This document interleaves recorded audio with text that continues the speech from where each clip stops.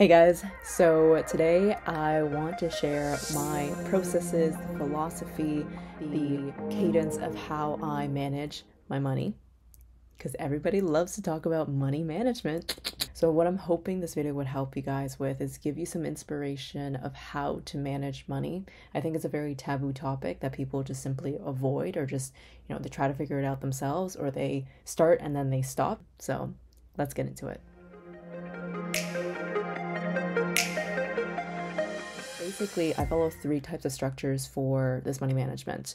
Whenever I get money into the bank, I always make sure that I allocate 10% into my bank savings account before I pay off any other types of expenses. So whether it's my credit card or rent, so on and so forth, I always try to allocate 10% to pay myself first.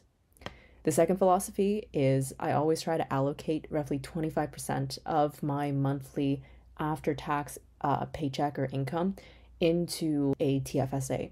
And the reason behind this, of why I don't just allocate it into my bank savings account, the reason why I don't do that and rather put in my TFSA is because I want to beat inflation. Basically, if I keep my money in a bank savings account, the interest rates are really, really poor on the savings accounts. So I'd rather put it into a tax-free savings account, invest it in different types of, whether it's mutual funds or ETFs or stocks. I always try to make sure that the portfolio is balanced well enough so that it can at least beat inflation, which we all know right now is super high. The third part of my philosophy is staying within a flexible budget. So I emphasize flexible because if I don't provide ranges within my budget, I will literally kick myself and then just never budget ever again. I think everyone's heard of the 50-30-20 rule, where 50% of your income, like after tax, should go into your needs, and then 30% should go into your wants, and then 20% should go into your savings. I actually flipped the 20 and the 30 around because personally for me, I don't have many wants aside from clothes, lots of clothes that I would spend a lot of money on. So I allocate roughly 30% of my after-tax income into the savings bracket. The piece about it being flexible is that I give myself a roughly 10% range between my wants and my savings. So let's say one month, let's say Christmas comes or travels come or any birthdays come that I did not prepare to buy gifts for. If that were the case, I would need to spend more from my wants category rather than my savings category. So I would need to pull from my savings category. So I allocate a 10% range for myself so that I don't kick myself if I go, let's say, over $100 within my original budget within the wants for that month. And I think this is really helpful because I don't know about you guys, but for me, if I have this plan, but then I cannot stick to it, I usually just stop following the plan, which is even worse than basically trying to have a plan in the first place.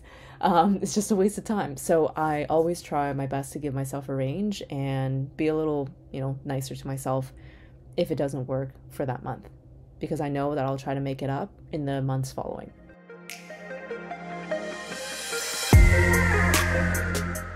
So I follow 3 main cadences. Every single week, I would track all of my transactions for that past week. So whether it's my credit card or rent or income for that week, I would make sure that everything's captured in this one transactions worksheet, which I'm going to show you shortly. And then based off of that, it's going to spit out what I spent in that month when it comes to the end of the month. So on a monthly cadence, I track what my budget is versus what I've actually spent or what I've actually saved or my income. The whole purpose of that is so that I can see whether or not I need to rebalance my budget. Like, do I need to change things up based off of what I had spent in my previous month? Also, within the end of the month, I'm going to track all of the balances across all of my accounts. So whether it's my personal or banking checking account, banking savings account, the TFSA, the RRSPs, my stocks, my investments, my stocks, I would make sure I would track that at the end of the month so that I can see what is the impact on my net worth, because I want to see whether or not at the end of the year I need to rebalance my investments, especially if it's not doing me any good, or if I'm spending way too much from my cash accounts, so my checking accounts or my savings accounts, for example.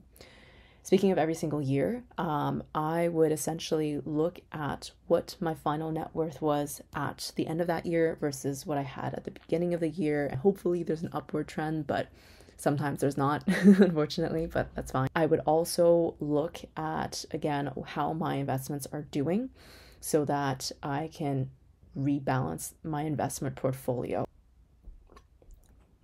Sorry guys, I just needed to take a sip of my Japanese bubble tea to let you guys know if this is really helpful for you as a video. Please do hit that like button, that subscribe button, all that shebang, so that this can help more and more people as well. So let's talk about the execution portion. It's like the fun part. I'm so excited.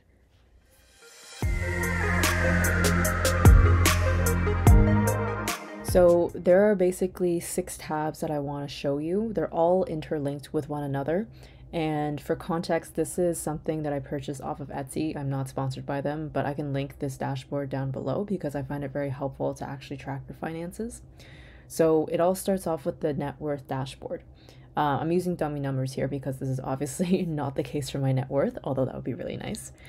But there are a couple charts on this overarching sheet that I'd like to show you guys. The first one is my progress to the net worth goal. So at the beginning of this workbook, they basically have you input your goals when you're of a certain age.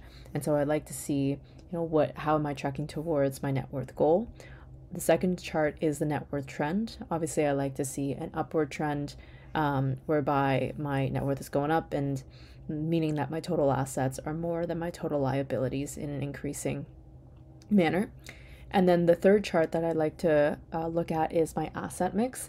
This is very helpful for myself because if I have many different types of assets, like savings accounts, checking accounts, investment accounts, and one day hopefully being a homeowner, then being able to understand what is the breakdown of how this makes up my asset that leads to my net worth, I find that very helpful. So I really love that view. And then the fourth chart that I look at is the investment portfolio growth. So because my investments are kind of all over the place, they're with different banks as well, I like to see it all in one spot to be able to see what are the drivers of why my investment portfolio is either growing or shrinking. So all of these charts are driven by this one tab called the net worth, input net worth tab. And this is a thing that I update every single month. So at the end of every single month, I would update all of my checking account balances, my investment account balances, include as well as my debts, so therefore my liabilities. And then it would spit out that you'll see here. Let me just zoom in. I think it's better if I zoom in. You'll see here the percentage change of the previous months. And then it feeds into this dashboard. So it's a really nice view. So that's that for the net worth. I also like to, on a monthly basis, look at my monthly spending. So at the end of the month, I look back at the budget versus the actual spend, and I'm able to determine the variances here. So again, it's a really nice pie chart on the right hand side that I can see, what have I actually spent majority of my money on. And then it also breaks down, have I actually spent more versus what I budgeted in a chart visual format as well. This monthly budget tab is driven by, I want to say 2 main tabs, the annual budget and the input transactions tab. So any types of transactions that I would have, this is what I would update every single week. So I would pull from the credit card statements, I'd pull from my bank account statements if I spent via that account, or earn money from that account, and I would basically update it here. So you can literally put November 15, 2023. I can say income from Etsy store, which I currently put on pause, but let's say it was $10, and I'll say income. And I think there's one for Etsy. Yeah. So these pop up, the category and expense subcategory, they pop up because of the input categories tab, which is the first tab at the bottom there. I'll show you guys that in a second. But this is really helpful because now it shows that I have income from Etsy. And because I am a little OCD, I can sort A to Z. And you'll see that it pops up my under actuals. Even though I budgeted $100 quote unquote for income for November, I only got $10, but it shows up here. So it shows you this type of variance, like I was saying. And then the annual budget tab is basically where I plan to have all of my money spent towards certain areas. I find it very helpful, this specific tab, because at the top it shows you how much you have left to budget or how much you've over budgeted. So if I were to input, let's say my rent was $11,000 because I'm throwing money out there, it would pop up saying that it's over budgeted as a negative. So it really helps you determine, what is that you're spending too much money on or planning to spend too much money on. And then all of these on the left-hand side, again, I was talking about the categories. They come from this specific tab here. So the breakdown of Toronto condo for myself, you can put in any categories that you want. So rent, utilities, internet, and then for living, things like groceries, my student loans, those are expenses and therefore liabilities. The subscriptions, the transportation, looking presentable, which is basically my shopping budget, so on and so forth. Like the categories is the core source where all of the additional tabs on the right hand side link back to or are based off of. So yeah, that is how I execute on tracking my expenses.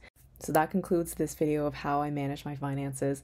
Hopefully this was really helpful to give you guys some type of inspiration, whether it's the processes to follow, the philosophies, how you actually execute on an Excel sheet to track it. If this was really helpful, please, I would really appreciate it if you could share it so it could help more people. And then until next time, I'll see you in my next video.